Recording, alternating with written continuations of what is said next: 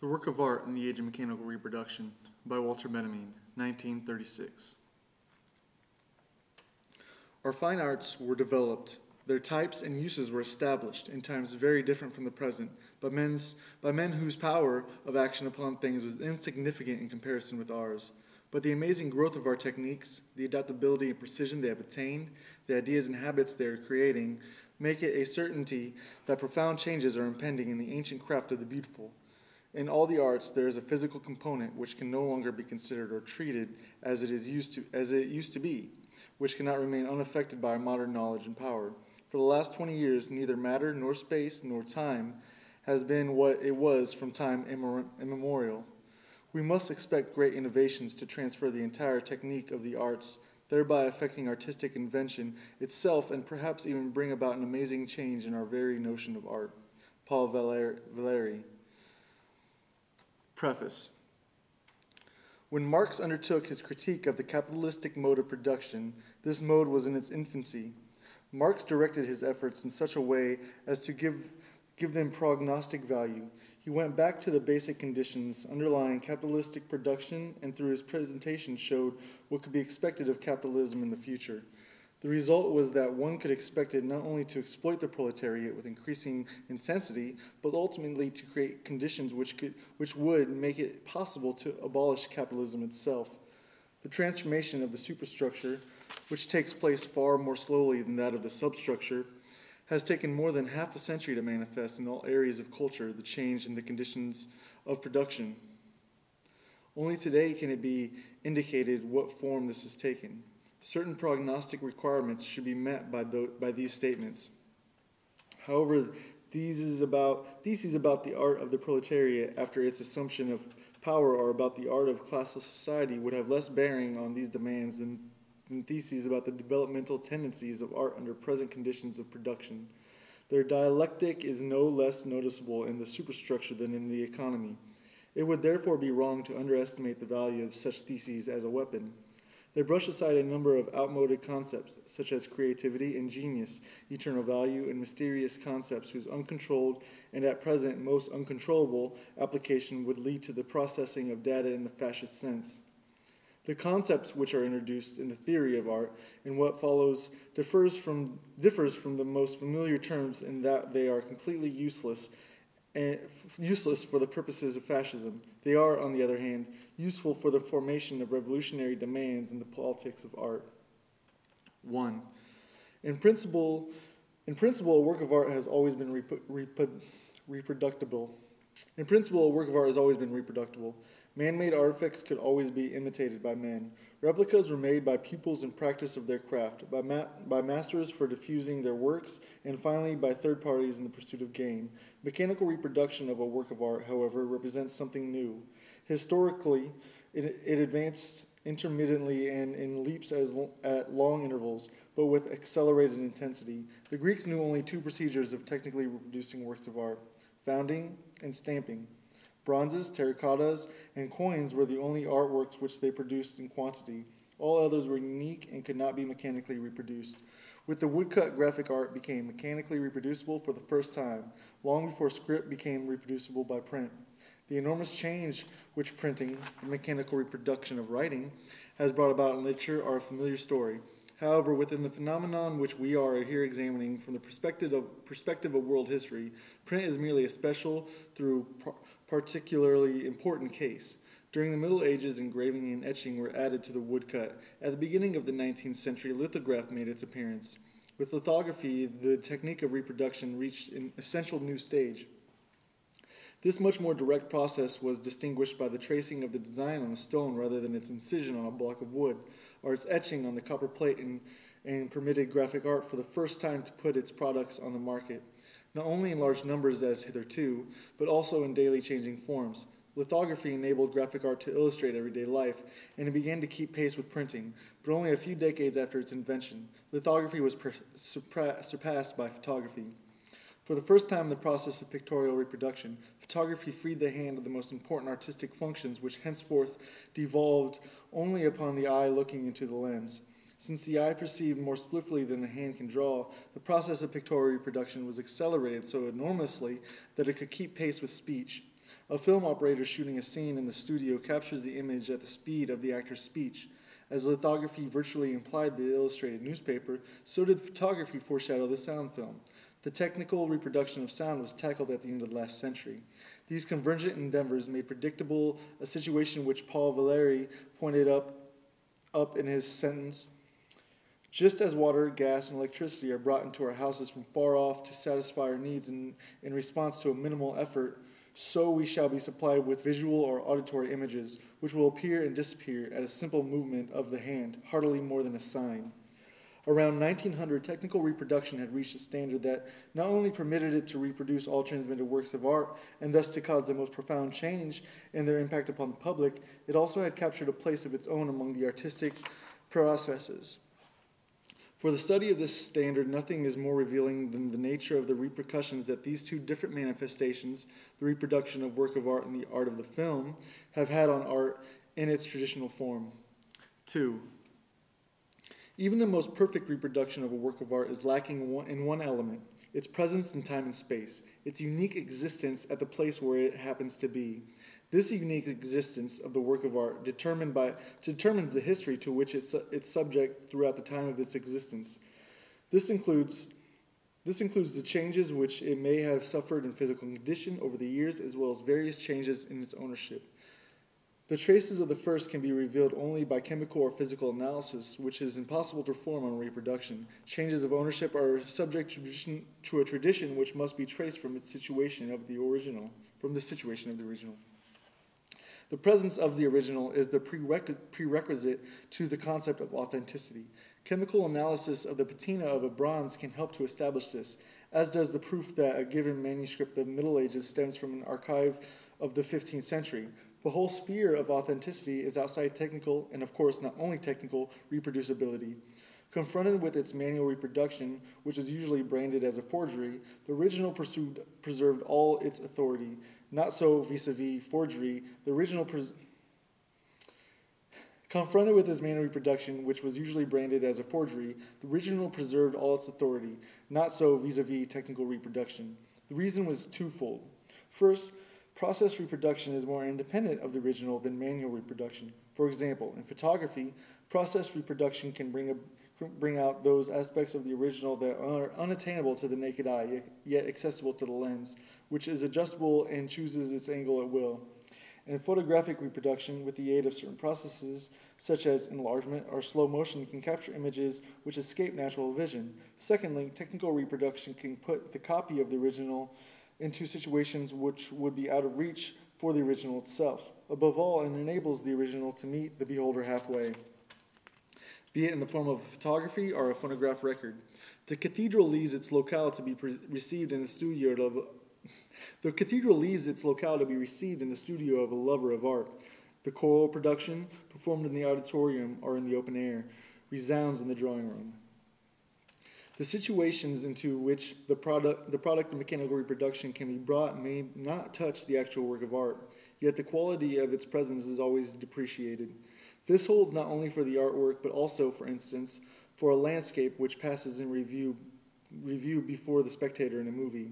In the case of the art object, a most sensitive nucleus, namely its authenticity, is interfered with, whereas no natural object is vulnerable on that score. The authenticity of a thing is the essence of all that is transmittable from its beginning, ranging from its substantive duration. The authority of a thing is the essence of all that is transmittable from its beginning, ranging from its substantive duration to its testimony to the history which it has experienced. Since the historical testimony rests on its authenticity, the former, too, is jeopardized by reproduction when substantive duration ceases to matter. And what is really jeopardized when the historical testimony is affected is the authority of the object.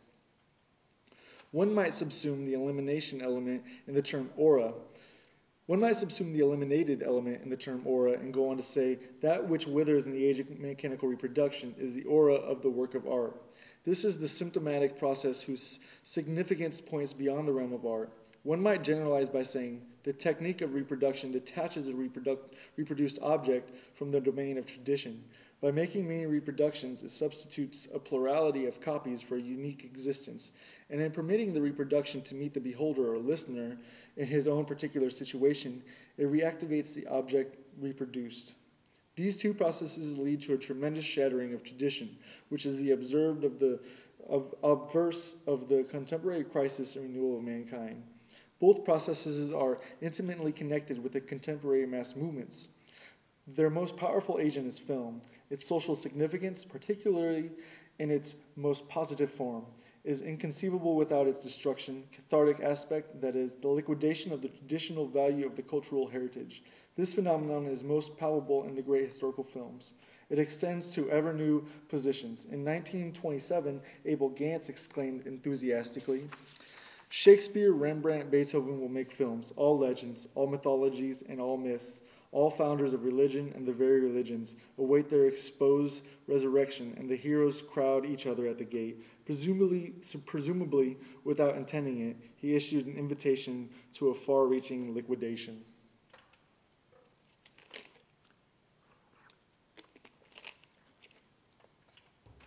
Three. During long periods of history, the mode of human sense perception changes with humanity's entire mode of existence. The manner in which human sense perception is organized, the medium in which it is accomplished, is determined not by the nature but by historical circumstances as well. The 5th century, with its great shifts of population, saw the birth of the late Roman art industry and the Vienna Genesis, and there developed not only an art different from that of antiquity, but also a new kind of perception. The scholars of the Viennese schools, Regel and Wyckoff, who resisted the weight of classical tradition under which these latter art forms had been buried, were the first to draw conclusions from them concerning the organization of perception at the time. However far-reaching their insight, these scholars limited themselves to showing the significant formal hallmark which characterized perception in the late Roman times. They did not attempt and, perhaps, saw no way to show the social transformations expressed by these changes of perception.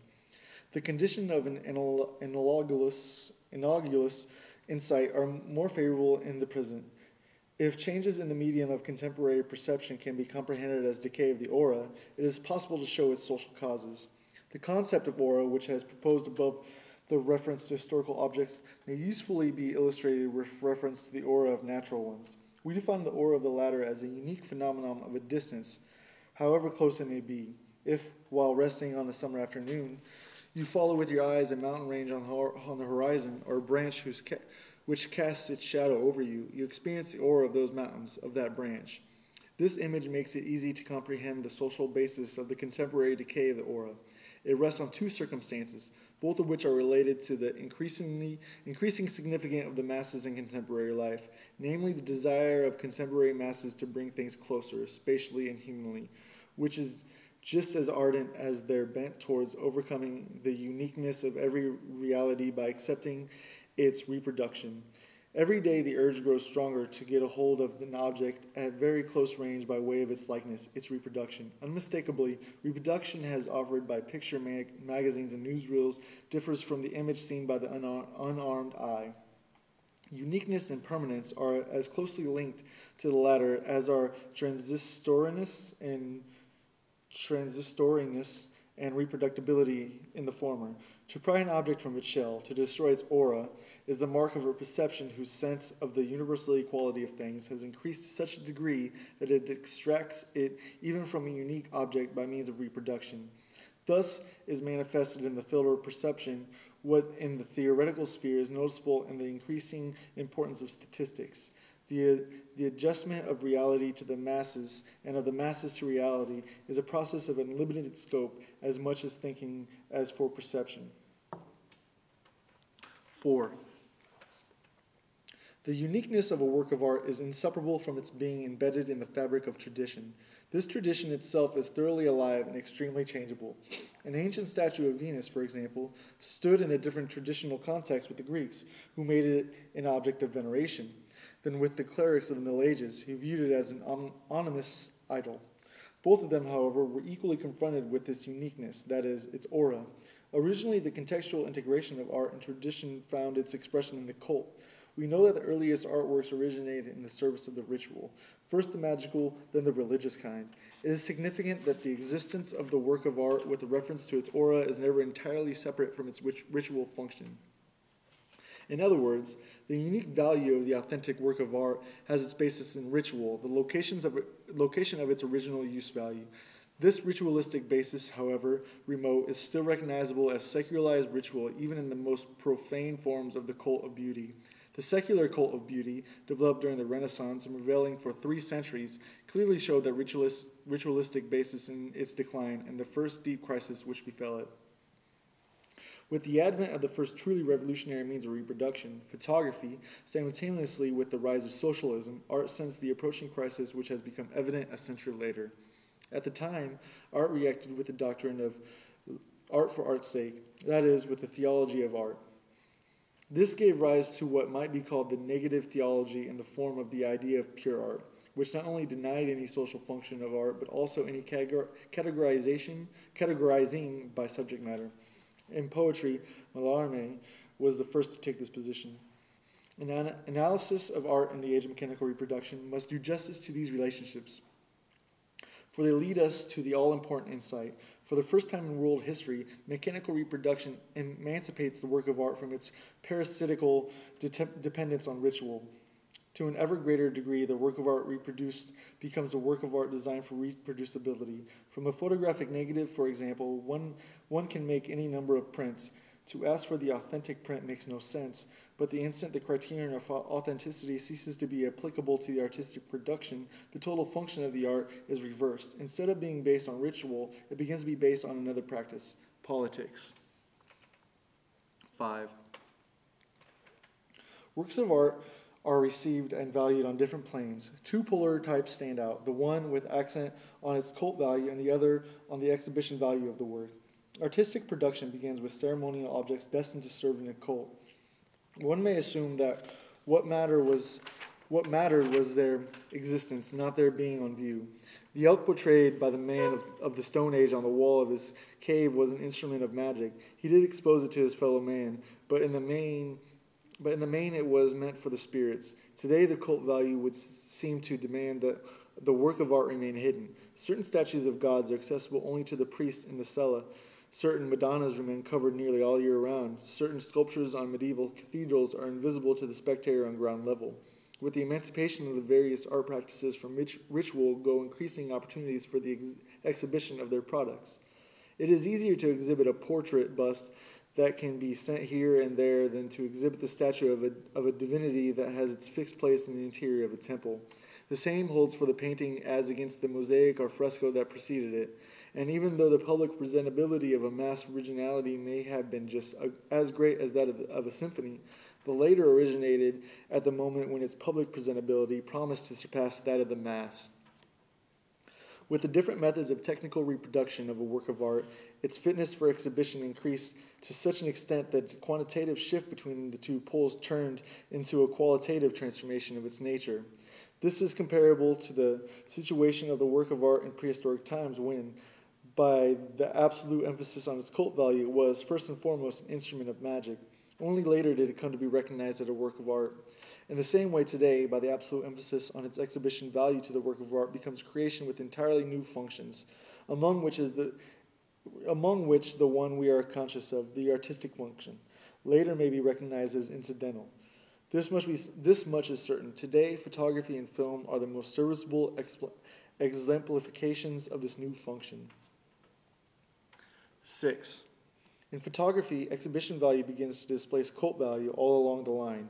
The cult value does not give way without resistance. It retires into the ultimate retrenchment, the human countenance. It is no accident that the portrait was the focal point of early photography. The cult of remembrance of loved ones, absent or dead, offers a last refuge for the cult value of the picture. For the last time, an aura emanates from the early photographs into the fleeting expressions of a human face. This is what constitutes their melancholy, incomparable beauty. But as man withdraws from the photographic image, the exhibition value for the first time shows its superiority to the ritual value. To have pinpointed this new stage constitutes the incomparable significance of Atget, who around 1900 took photographs of deserted Paris streets.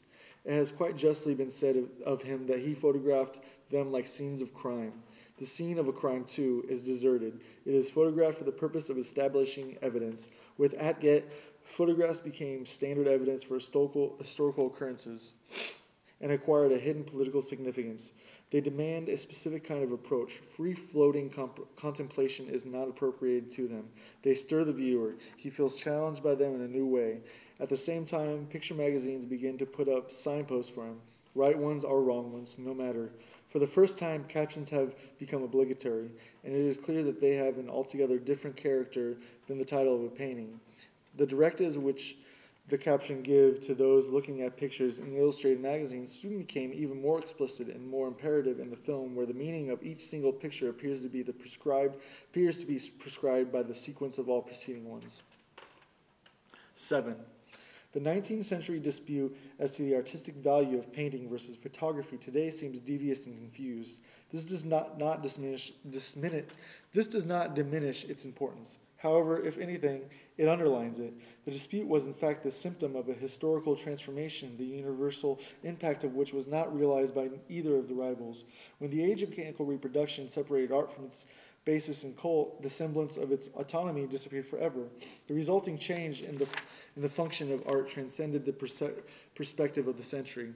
For a long time, it even escaped that of the 20th century, which experienced the development of the film. Earlier, much futile thought had been devoted to the question of whether photography is an art. The primary question, whether the very invention of photography had not transformed the entire nature of art, was not raised. Soon, the film theoreticians asked the same ill-considered question with regard to film.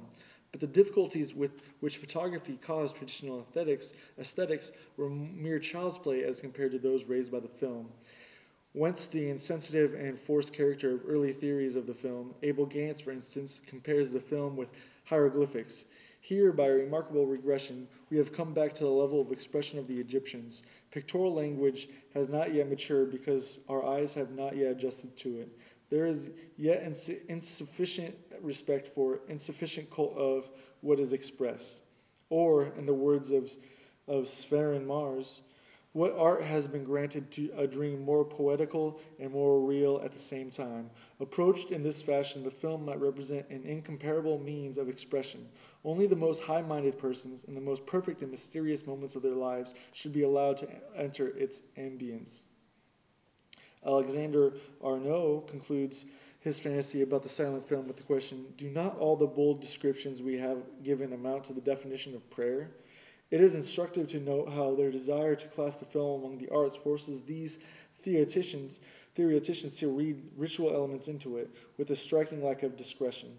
Yet when these speculations were published, films like L'Opinion Publique and The Gold Rush have already appeared. This, however, did not keep Abel Gance from adducing hieroglyphics for purposes of comparison, nor Severin Mars from speaking of the film as one might speak of paintings by Fra Angelico.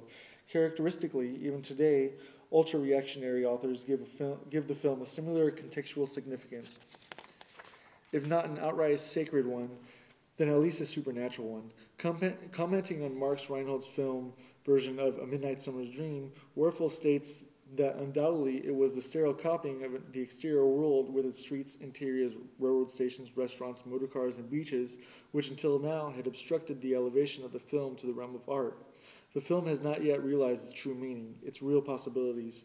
These consist in the unique faculty to express by natural means, and with incomparable persuasiveness, all that is fairy-like, marvelous, supernatural.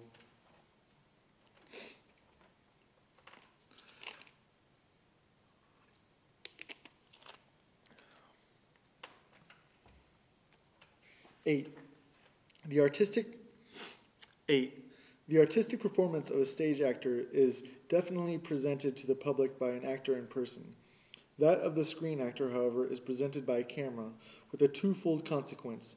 The camera that presents the performance of the film actor to the public need not respect the performance as an integral whole. Guided by the cameraman, the camera continually changes its position with respect to the performance. The sequence of positional views which the editor composes from the materials supplied him constitutes the complete film. It compromises certain factors of movement which are in reality those of the camera, not to mention special camera angles, close-ups, etc. Hence, the performance of the actor is subjected to a series of optical tests. This is the first consequence of the fact that the actor's performance is presented by the means of a camera.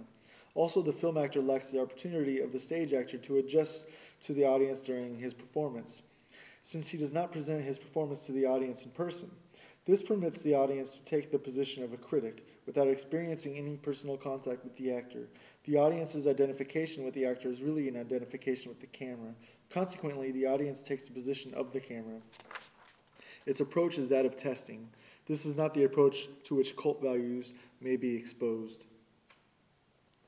9. For the film, what matters primarily is that the actor represents himself to the public before the camera, rather than representing someone else.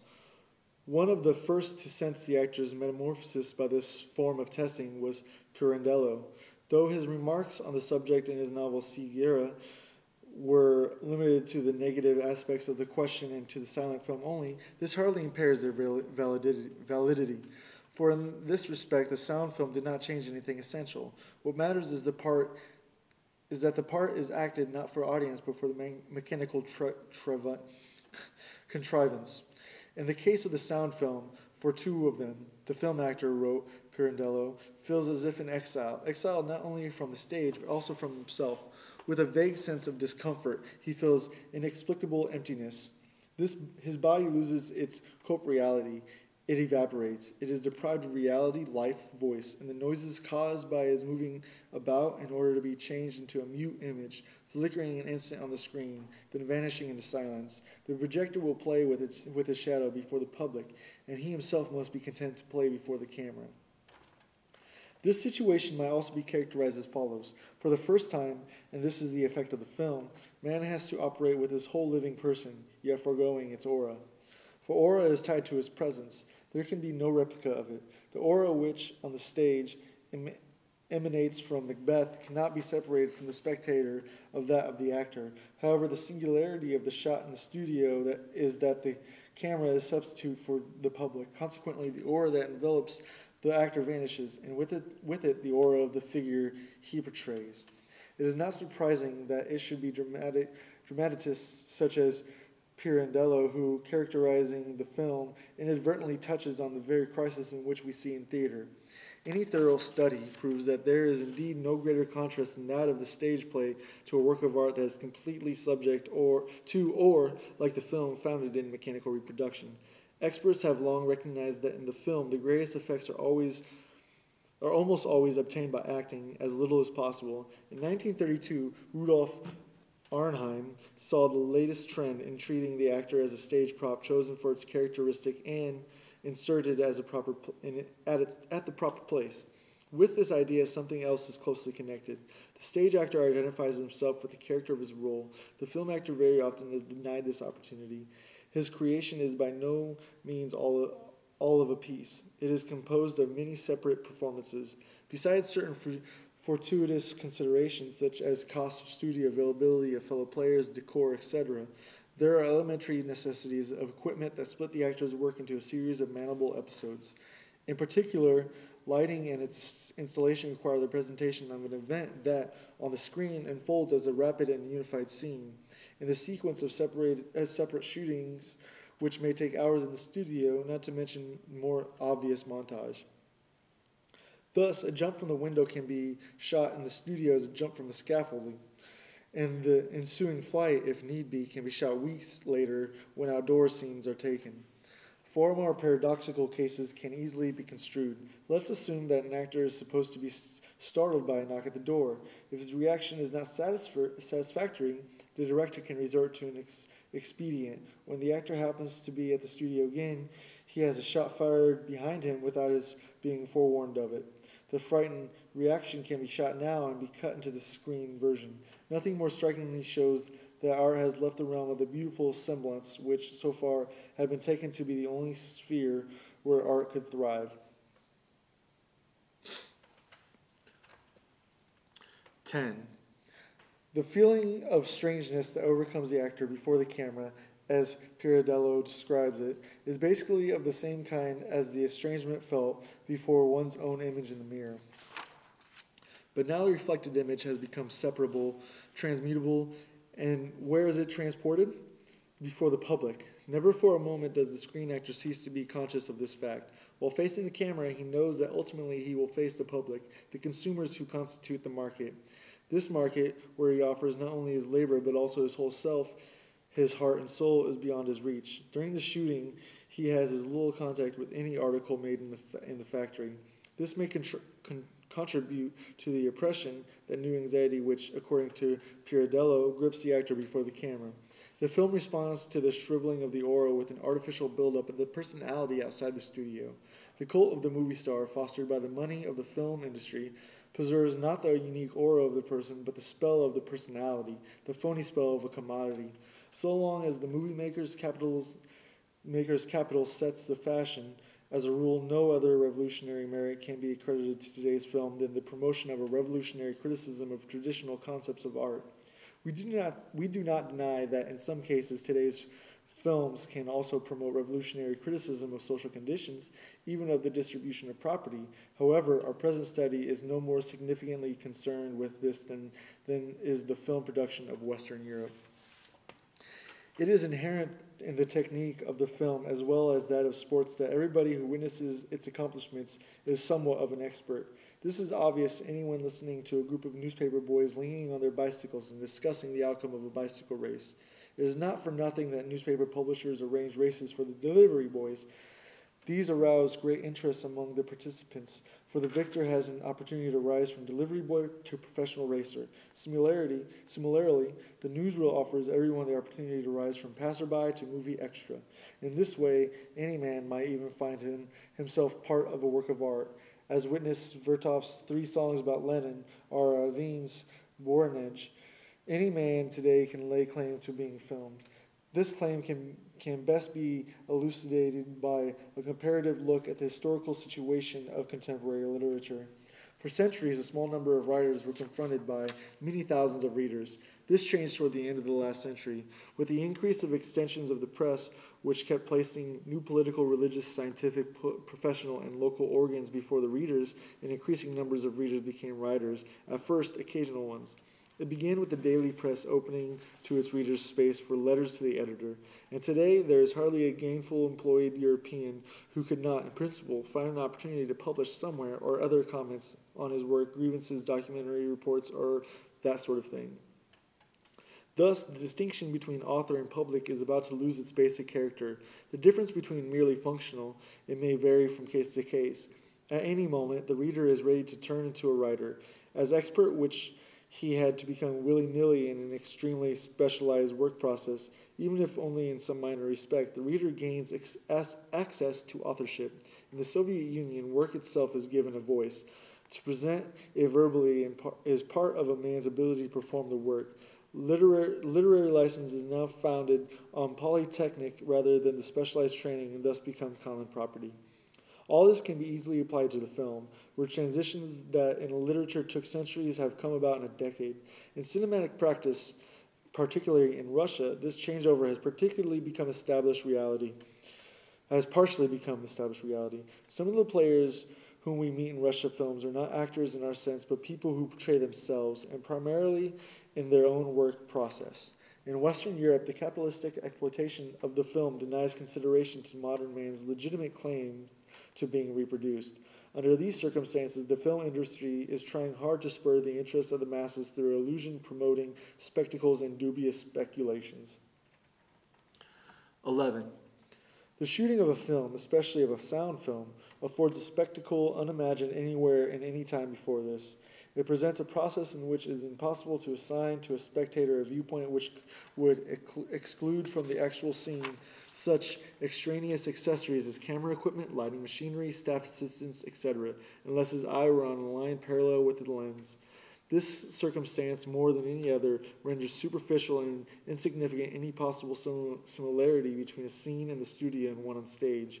In the theater, one is well aware of the place from which the play cannot immediately be detected as illusionary. There is no such place for the movie scene that is being shot. Its illusionary nature is that of a second degree, the result of cutting.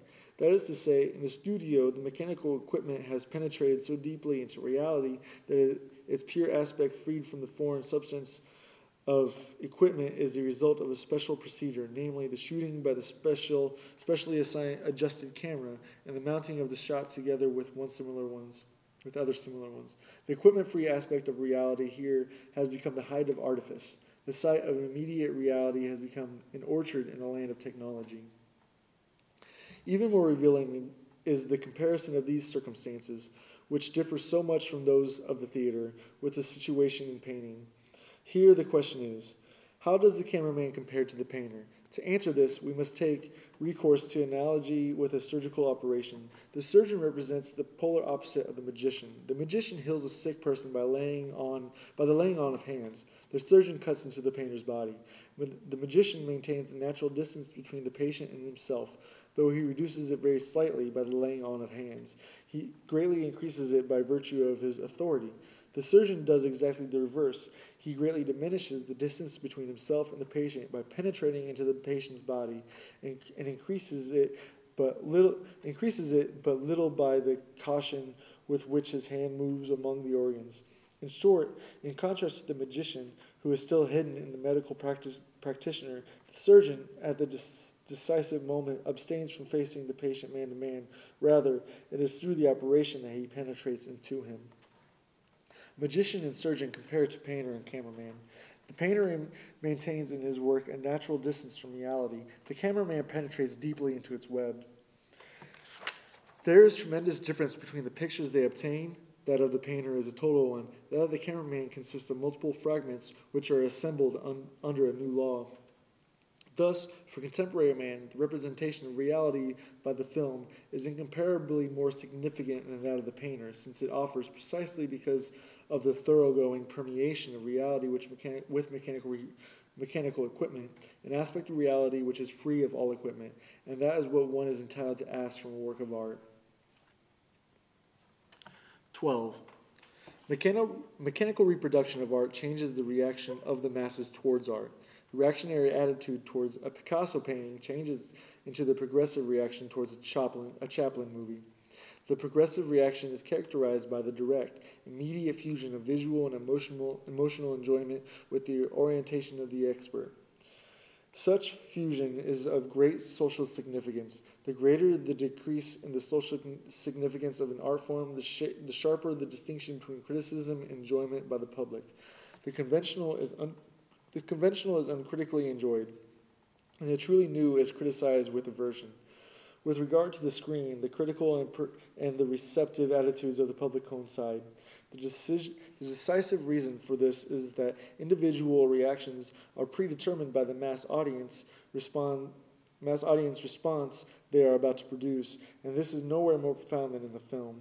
The moment these responses become manifest, they control each other. Again, the comparison with painting is fruitful. A painting has always had an excellent chance to be viewed by one person or by a few. This simultaneous contemplation of paintings by a large public, such as developed in the 19th century, is an early symptom of the crisis of painting, a crisis which was by no means occasioned by exclusively by photography, but rather in a relatively independent manner by the appeal of artworks to the masses. Painting simply is in no position to present an object for simultaneous collective experience, as it was possible for architecture at all times, for the epic poem in the past, and for the movie today. Although this circumstance in itself should not lead one to conclusions about the social role of painting, it does constitute a serious threat as soon as painting, under special conditions and, as it were, against its nature, is confronted directly by the masses. In the churches and monasteries of the Middle Ages and at the princely courts up to the end of the 18th century, a collective reception of painting did not occur simultaneously, but by graduated and hierarchized mediation. The change that has come about is an expression of the particular conflict in which painting was implicated by the mechanical reproducibility of painting. Although paintings began to be publicly exhibited in galleries and salons, there was no way for the masses to organize and control themselves in their reception. Thus, the same public which responds in a progressive manner towards a grotesque film is bound to respond in a reactionary manner to the surreal. 13. The characteristic of the film lie not only in the manner in which man presents himself to mechanical equipment, but also in the manner in which, by means of his apparatus, man can represent his environment. A glance at occupational psychology illustrates the testing capacity of the equipment. Psychoanalysis illustrates it in a different perspective. The film has enriched our film of perception with methods which can be illustrated by those of Freudian theory. 50 years ago, a slip of the tongue passed more or less unnoticed. Only exceptionally may such a slip have revealed dimensions of depth in a conversation which had seemed to be taking its course on the surface. Since the psychopathology of everyday life, things have changed. This book isolated and made analyzable things which had heretofore floated along unnoticed in the broad stream of perception. For the entire spectrum of optical and now also acoustical perception, the film has brought about a singular deepening of a perception. It is only an obverse of this fact that behavior items shown in a movie can be analyzed much more precisely and from more points of view than those presented on paintings or on the stage. As compared with painting, film behavior lends itself more readily to analysis because of its incomparably more precise statement of the situation. In comparison with the stage scene, the film behavior item lends itself more readily to analysis because it can be isolated more easily. This circumstance derives its chief importance from its tendency to promote a mutual penetration of art and science. Actually, of a screen behavior item which is neatly brought out in a certain situation, like a muscle of a body, it is difficult to say which is more fascinating, its artistic value or its value for science. To demonstrate the identity of the artistic and scientific uses of photography, which heretofore usually were separated, will be one of the revolutionary functions of the film. By close-ups of the things around us, by focusing on hidden details of familiar objects, by exploring commonplace milieus under the ingenious guidance of the camera, the film, on the one hand, extends our comprehension of the necessity which rule our lives. On the other hand, it manages to assure us of an immense and unexpected field of action. Our taverns and our metropolitan streets, our offices and furnished rooms, our railroad stations and our factories appear to have us locked up hopelessly. Then came the film and burst this prison world asunder by the dynamite of the 10th of a second, so that now, in the midst of its far-flung ruins and debris, we calmly and adventurously go traveling. With the close-up, space expands. With slow motion, movement is extended. The enlargement of a snapshot does not simply render more precise what in any case was visible, though unclear. It reveals entirely new structural formations of the subject. So, too, slow motion not only presents familiarity qualities of movement, but reveals in them entirely unknown ones, which, far from looking like retarded rapid movements, given the effects of singularity gliding, floating supernatural motions. Evidently, a different nature opens itself to the camera that opens to the naked eye, if only because an unconsciously penetrated space is substituted for a space consciously explored by man. Even if one has a general knowledge of the way people walk, one knows nothing of a person's posture during the fractional second of a stride. The act of reaching for a lighter or a spoon is familiar routine, yet we hardly know what really goes on between hand and metal, not to mention how this fluctuates with our mood. Here the camera intervenes with the resources of its lowering and liftings, its interpretations and isolations, its extensions and accelerations, its enlargements and reductions. The camera introduces us to unconscious objects as does psychoanalysis to unconscious impulses. 14. One of the foremost tasks of art has always been the creation of a demand which could be fully satisfied only later. The history of every art form shows critical epochs in which a certain art form aspires to effects which could be fully obtained only with a changed technical standard, that is to say, a new art form.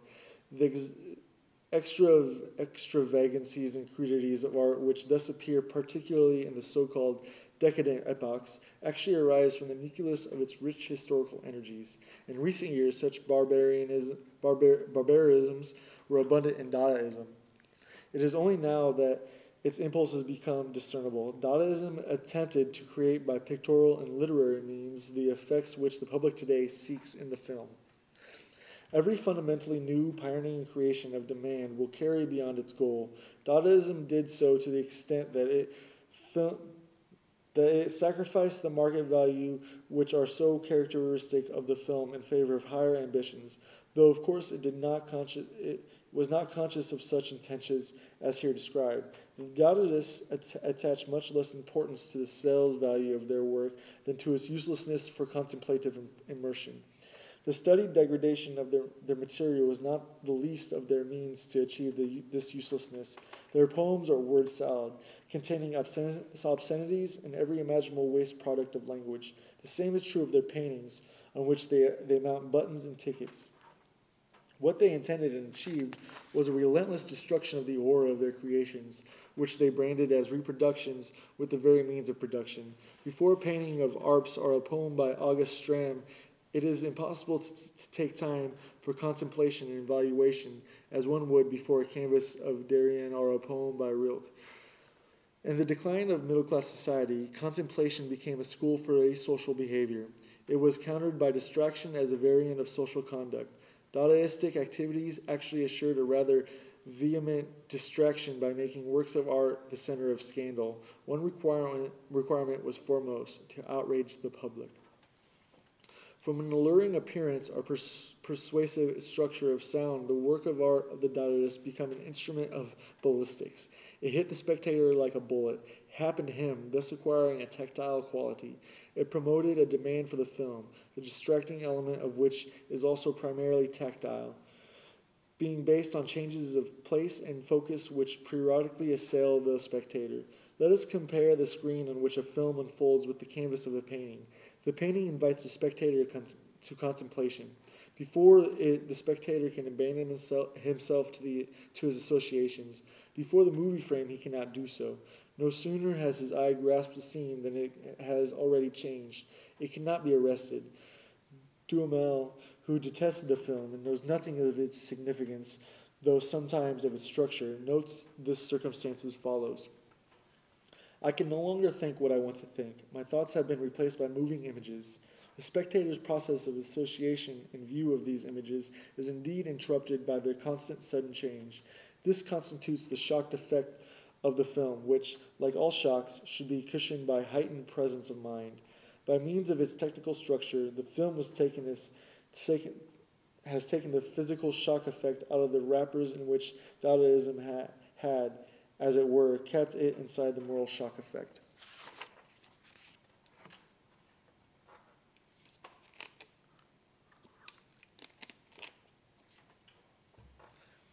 (15) The mass is a matrix from which all traditional behavior toward works of art issues today in a new form. Quantity has been transmuted into quality. The greatly increased mass of participants has produced a change in the mode of participation. The fact that the new mode of participation first appeared in a disputable form must not confuse the spectator, yet some people have launched spirited attacks against precisely this superficial aspect. Among these, Duhamel has expressed himself in the most radical manner. What he objects to most is the kind of participation which the movie elicits from the masses. Duhamel calls the movie a pastime for helots, a diversion for the uneducated, wretched, worn-out creatures who are consumed by their worries, a spectacle which requires no concentration and proposes no intelligence, which kindles no light in the heart and awakens no hope other than the ridiculous one of someday becoming a star in Los Angeles. Clearly, this is at bottom the same ancient lament that the masses seek distraction, whereas art demands concentration from the spectator. That is a commonplace. The question remains whether it provides a platform for the analysis of the film. A closer look is needed here. Distraction and concentration form polar opposites, which may be stated as follows. A man who concentrates before a work of art is absorbed by it. He enters into this work of art the way legend tells of the Chinese painter when he reviewed his finished painting. In contrast, the distracted mass absorbs the work of art. This is most obvious in regard to buildings. Architecture has always represented the prototype of a work of art the reception of which is consummated by a collectivity in a state of distraction. The laws of its reception are most instructive. Buildings have been man's companions since primeval times. Many art forms have developed in Paris. Tragedy begins with the Greeks, is extinguished with them, and after centuries its rules are revived. The epic poem, which had its origin in the youth of nations, expires in Europe at the end of the Renaissance. Panel painting is a creation of the Middle Ages, and nothing guarantees its uninterrupted existence. But the human need for shelter is lasting. Architecture has never been idle. Its history is more ancient than that of any other art, and its claim to be a living force has significance in every aspect to comprehend the relationship of the masses to art.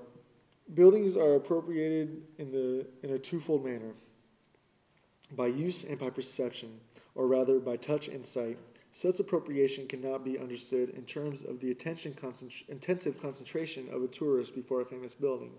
On the tactile side, there is no counterpart to contemplation on the optical side.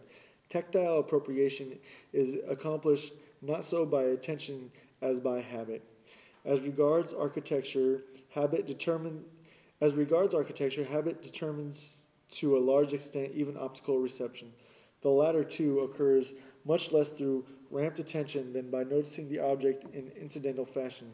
This mode of appropriation, developed with reference to architecture in certain circumstances, acquires canonical value. For the tasks which face the human apparatus of perception at the turning points of history cannot be solved by optical means, that is, by contemplation alone. They are mastered gradually by habit, under the guidance of the tactile appropriation. The distracted person, too, can form habits. More, the ability to master certain tasks in a state of distraction proves that their solution has become a matter of habit. Distraction as provided by art presents a covert control of the extent to which new tasks have become soluble by appreciation. Since, moreover, individuals are tempted to avoid such tasks, art will tackle the most difficult and most important ones where it is able to mobilize the masses. Today it does so in the film. Reception in a state of distraction, which is increasing noticeably in all fields of art and is symptomatic of profound changes in apperception, finds in the film its true means of exercise. The film, with its shock effect, meets this mode of reception halfway. The film makes the cult value recede into the background, not only by putting the public in the position of the critic, but also by the fact that at the movies, this position requires no attention. The public is an examiner, but an absent-minded one.